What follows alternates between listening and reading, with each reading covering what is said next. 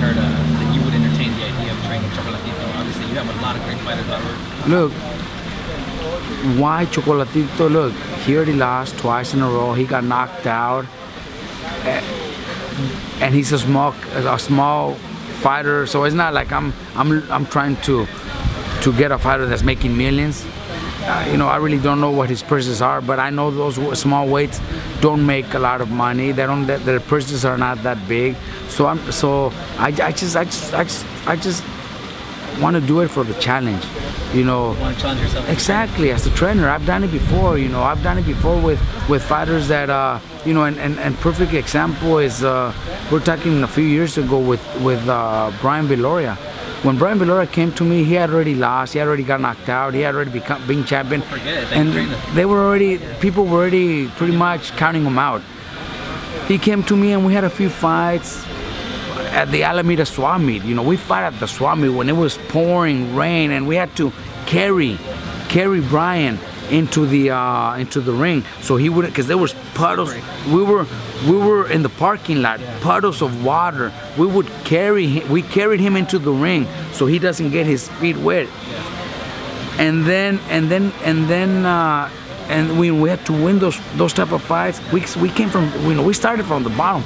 We came, and then he became champion, beat Archie Solis, who at that time was the man at 108 pounds. You know, and again, Viloria is not a guy that's making millions. Viloria's, you know, not making a lot of money, but those are challenges for me as a trainer. I prefer those challenges, just like Mikey prefers fighting Cotto and making less money than fighting Easter that probably is going to make more money, but which fight makes more sense? You know, Mikey wants to fight Cotto. Same thing with me, you know, I'd rather take a fighter that's going to bring me that challenge. So with Brian, he goes in the 11th round, knocks him out cold. Knocks him out, becomes a world champion. That was huge. That was huge for me. So now, you know, going back to Chocolatito, same thing, you know, he just got knocked out cold. A lot of people thought he might even retire.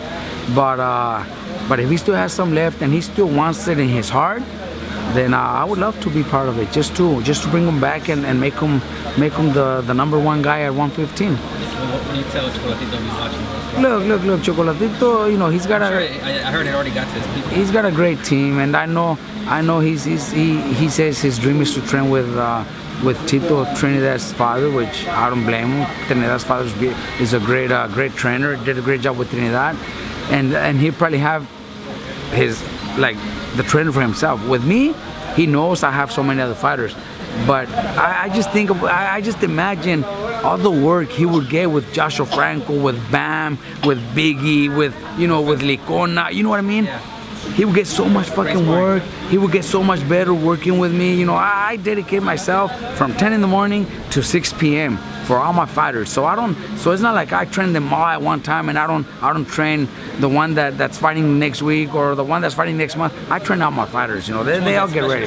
They all get treated. They all get the training. You know, so I wouldn't mind because of the challenge. Not because I need them or because, you know, I don't have any fighters. I have too many fighters. I have 2 world champions that are doing great. I have young fighters that are gonna be, you know, could become great fighters within the next 2 or 3 years. But Chocolatito would be a challenge for me. I would love to. Plus, he seems like a really nice kid, very religious, very humble.